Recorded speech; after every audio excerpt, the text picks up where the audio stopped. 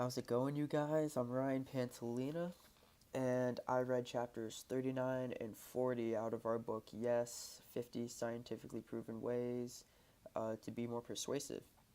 So, hopefully, after this, you'll be a little more persuasive, as I think I was after my reading. And, yeah, so let's dive in. Chapter 39, titled What Can Batting Practice Tell Us About Persuasion?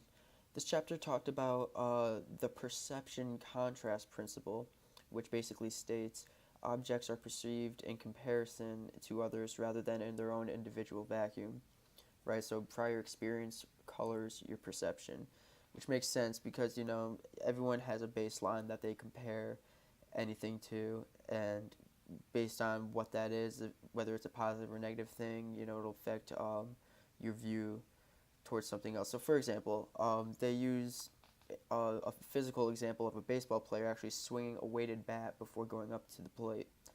Um, After doing that, the unweighted bat seems much lighter, even though it's not. It's just that they had the baseline of this was the weighted bat I was swinging, so now they're able to swing the lighter bat that much easier. Um, so really interesting stuff. I'm actually going to take a quote out of the book which sparked me when I read it. I think it was a great point here. Um, Imagine you work for a company selling a line of products, and you're confident in one particular product that would provide the best fit for your prospective client. You should be sure to discuss the merits of that better fitting product at length after you spend a much shorter period of time discussing another product, right?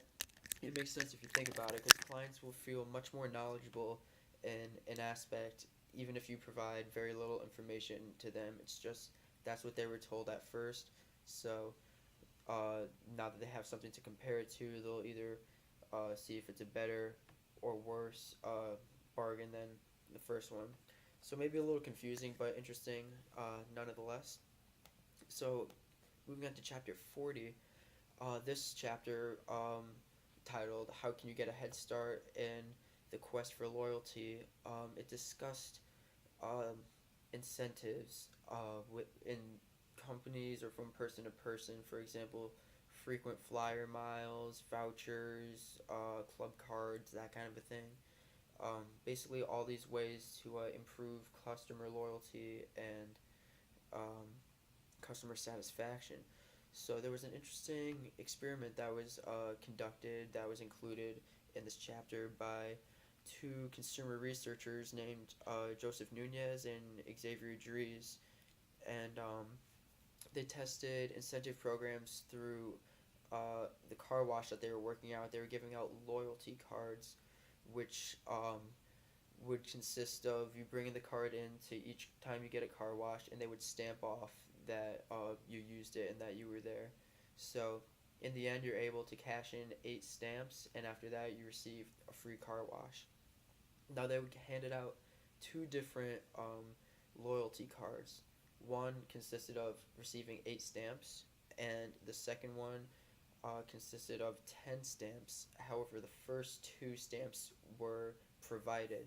So essentially, from a customer's standpoint, they're already started off 20% of the way to their goal, right? And what they found by the end of this was that 19% of the 8 stamp loyalty cards that were collected, were collected to receive the car wash, and only 19% of those, whereas the 10 stamp loyalty cards, 34% of those were cashed in for the free car wash.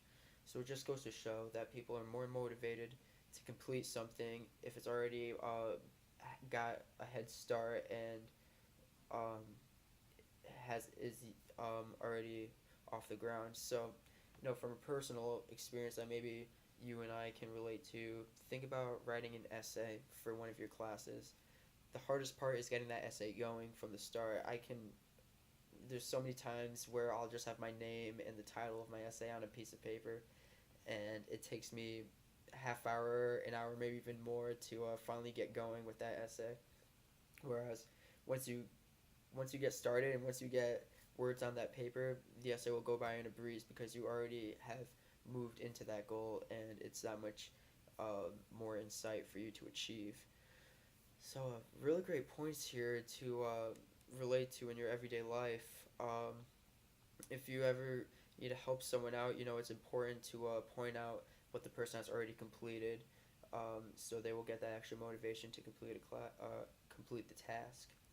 So I hope that was informational to you and beneficial, and thank you very much.